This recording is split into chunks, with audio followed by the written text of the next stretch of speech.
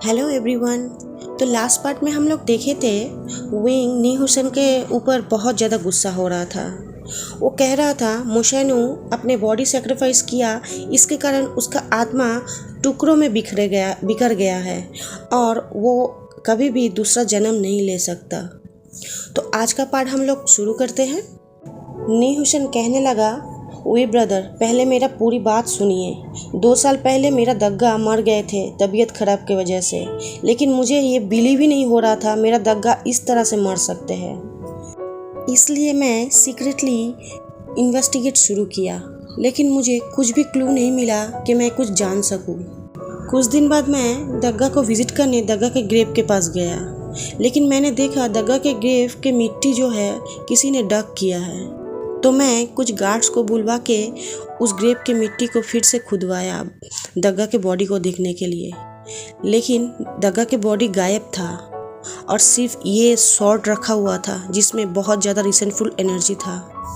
मैं उस शॉर्ट को उस दिन उसी तरह से दफना दिया जैसे कि था, लेकिन मुझे ये बिलीव हो गया कुछ तो गड़बड़ है।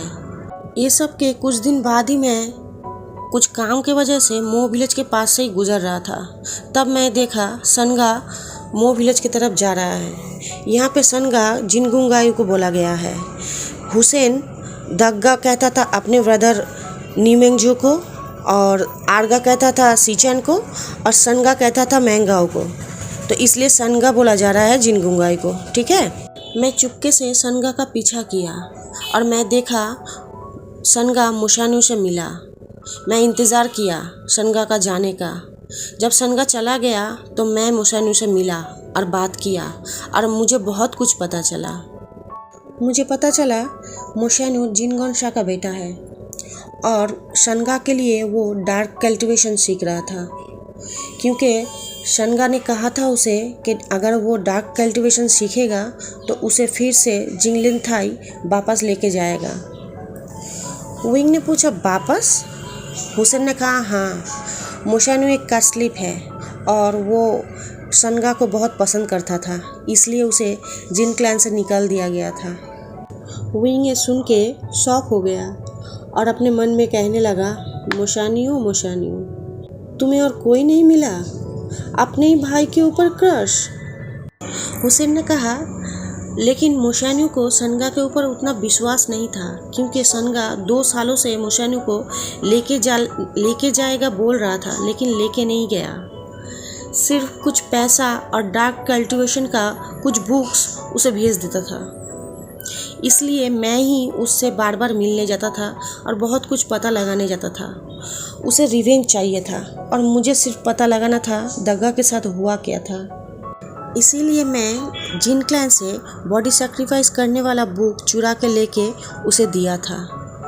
वो बहुत ज़्यादा डरपोक था, वो अपना रिवेंज खुद नहीं ले सकता था और मो फैमिली के दिन पे दिन उसके ऊपर टॉर्चर बढ़ता ही जा रहा था।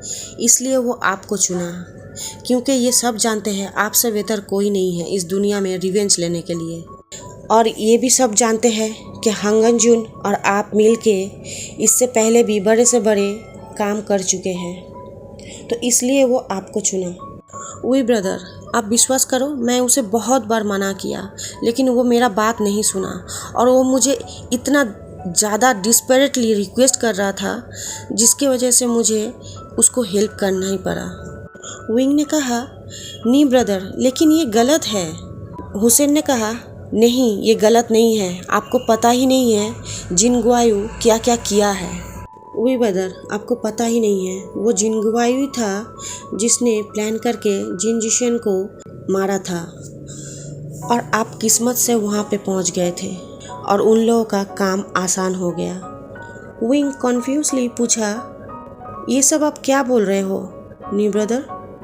हुसैन ने कहा, हाँ, मैं जो भी बोल रहा हूँ सब कुछ सही बोल रहा हूँ। उस दिन अगर जिनजिशन आपके पास नहीं आता तो ये सब होता ही नहीं। और जब मोशानु जिन क्लैन में था तो वो खुद अपने कानों से चुपके से सुना था जिनगुआयू को ये सब बोलते हुए। सनगा सुशी को ऑर्डर दे रहा था जिनजिशन के बॉडी को छुपा देने के लिए, नहीं तो सुशी के चेस्ट में 100 होल है, ये बहुत जल्दी सबको पता चल जाएगा। और जिनगुआयू खुद अपने हाथों से अपने फादर जिनगोनशा का मर्डर किया है और इसका प्रूफ मेरे पास है, लेकिन आपके मैटर का कोई प्रूफ नहीं है मेरे पास वी ब्रदर। एक मुशान्यू था जिसने ये सब कुछ सुना था, लेकिन वो इतना डरपोक था कि वो सनगा के खिलाफ जाना नहीं चाहता था। वी ब्रदर, मुझे अभी तक मेरा दग्गा का बॉडी नहीं मिला है, सिर्फ ये रिसेंटफुल एनर्जी से भरा हुआ सॉर्डी मिला था जिसे मैं मो विलेज में रखा था आपके लिए। वांगजी कहा, इसीलिए मैं जब जिनजिशन का बॉडी खोजने के लिए गया था मुझे नहीं मिला। विंग कहा, लंजा तुम क्यों खोजने गए थे? मुझे ये मत बोलना कि तुम ये प्रूव करने गए थे कि मैं जिनजिशन के ऊपर 100 होल कर्स नहीं दिया है। वांगजी विंग के तरफ देख के हाँ कहा सर हिला के, और फिर नीहुसन के तरफ देखने लगा। हुसैन उठ के विंग के पास गया और विंग के दोनों हाथ पकड़ के कहा, वी ब्रदर मुझे माफ़ कर दीजिएगा, आपको जब आपके दोस्तों की ज़रूरत था तब मैं आपके पास नहीं रह पाया, लेकिन मुशान्यू के बोलने से बहुत पहले ही मुझे पता था आप ये काम नहीं कर सकते हो, आप ये काम नहीं किए हो। आप मेरा विश्वास कीजिए, मैं बहुत बार दग्गा को बताने की कोशिश किया, लेकिन दग्गा का दिमागी हालत दिन पे दिन ख़राब होता जा रहा था और वो मेरे ऊपर भी बहुत ज़्यादा गुस्सा करने लग गए थे। नी ब्रदर दुखी मत होइए, ये सब पास्ट है, मैं आपको या किसी को भी ब्लेम नहीं करता। जो भी कुछ हुआ था सब मेरे मर्जी से हुआ था, सब गलती मेरा था, मैं दूसरों को ब्लेम नहीं करता, लेकिन आप मेरे ऊपर विश्वास करते थे और अभी भी करते हैं, ये सुन के अच्छा लगा। Thank you knee brother. आंसू भरी आंखों से विंग ये सब बोलने लगा। ये देख के वांगजी विंग का नाम पुकारा। विंग तुरंत कहा, लंजा मैं ठीक हूँ, तुम परेशान मत हो। न्यूसन ने कहा, ठीक है, अभी डिनर का टाइम भी हो गया है और आप लोग बहुत ज़्यादा जर्नी करके भी आए हैं, तो आप लोगों को रेस्ट करना चाहिए। चलिए मैं आप लोगों का रूम दिखा देता हूँ। नी मैंसन में वांगजी और विंग के लिए 2 रूम का बंदोबस्त किया गया था। विंग वांगजी के रूम में बैठा और एक साथ डिनर किया और कुछ बात बात करके फिर सोने चला गया अपने रूम में। लेकिन उसे नींद ही नहीं आ रहा था, उसे वांगजी का याद आ रहा था। वो सोच रहा था, मैं कुछ दिनों से लंजा के साथ एक ही बिस्तर पे सो रहा था और मुझे कितना अच्छे से नींद आ जा रहा था, लेकिन अकेले में नींद ही नहीं आ रहा है। मुझे क्या लंजा का आदत पड़ चुका है? फिर वो बाहर जाने के लिए बेड से उठ के खड़ा हुआ, तभी उसके डोर पे नॉक हुआ। वो डोर खोल के देखा, डोर पे नी हुसैन खड़ा था। विंग नी हुसैन को देख के कहा, नी ब्रदर इतने रात को आप? ओ अंदर आइए। नी हुसैन अंदर आया और बोला, ब्रदर हुई, मैं आपसे कुछ बात करना चाहता हूँ। मैं हंगनजुन के सामने ये बात नहीं बोला क्योंकि ये बात थोड़ा पर्सनल है। विंग पूछा, पर्सनल? किस बारे में? हुसैन ने कहा, ये मुशान्यू के बारे में। आपको तो पता ही होगा ना, मुशान्यू एक कर्स्लिप था, ये सबको पता है। विंग सर हिला के हाँ कहा। हुसैन कहा, वी ब्रदर ये किसी को पता नहीं है, लेकिन मुशान्यू बात भी दे सकता है। ये सुन के विंग कहा, क्या? मुशान्यू एक कट स्लिप था, लेकिन वो था तो एक लड़का ना, तो कैसे? हुसैन कहा, हाँ ये बात सच है, ये बात मुशान्यू खुद अपने मुंह से मुझे बोला था। मुशान्यू ये बात किसी और को नहीं बताया था, उसके माँ और मेरे सिवा ये बात किसी को पता नहीं है। ये बात तो आपको पता ही चल गया है, मुशान्यू जिनगोनशा का बेटा है। असली में मुशान्यू का माँ जिनगोनशा का कॉन्कुबाइन थी। जिनगोनशा उनसे शादी नहीं किया था, वो मो विलेज में ही रहती थी। जिनगोनशा उनके कॉन्कुबाइन और उनके बेटे को जिनलिन थाई लेके नहीं गया था और ना ही उन लोगों का कोई ख्याल रखता था। इसलिए मुशान्यू और उसके माँ को मो फैमिली में बहुत ज़्यादा टॉर्चर झेलना पड़ता था।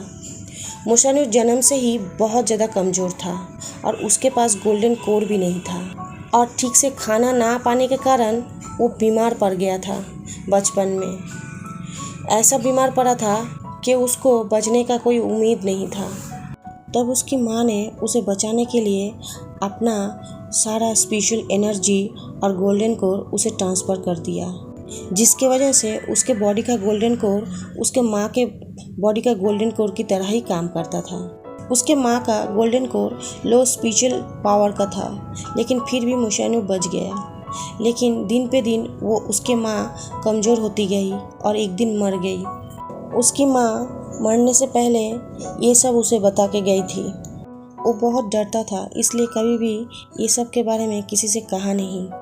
लेकिन एक दिन मार्केट में उसे एक फिजिशियन से मुलाकात हो गया था। वो फिजिशियन जिसके हाथों वो पैदा हुआ था, और वो उसे कहा था ये बात कि वो ना लड़का पैदा हुआ था ना लड़की, शायद वो गियर पैदा हुआ था। ये सुन के विंग कहा, गियर? ये होता है? मैं तो कभी भी आज तक किसी गियर को नहीं देखा। हुसैन ने कहा, हाँ होता है, गियर होता है। बहुत सारे किताब में भी गियर के बारे में लिखा हुआ है। हम लोग देखे नहीं हैं, लेकिन ये होता है। गियर लड़के होते हैं, लेकिन वो लोग लड़की लोगों से भी सुंदर होते हैं, और उन लोगों का बॉडी बहुत सॉफ्ट होता है, बहुत नरम होता है, और उन लोगों का फिगर भी लड़की लोगों के जैसा ही होता है।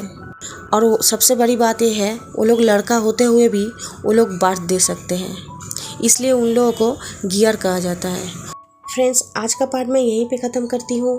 आप लोग जानते हैं कि आज मंडे है, तो मेरा बिजी शेड्यूल है आज, इसलिए आज का जो भी वीडियो बनता है बहुत छोटा बनता है।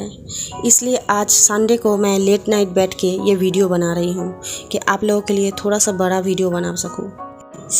इस वीडियो को एंजॉय कीजिए और वीडियो को लाइक कर दीजिए, कमेंट कीजिए मुझे, और वांगशन फैन के साथ इस वीडियो को शेयर कीजिए। मेरे चैनल को सब्सक्राइब भी कर दीजिए, और जो घंटी वाला बेल है ना, उसे भी बजा दीजिए। तो आज के लिए मैं चलती हूँ। Bye bye.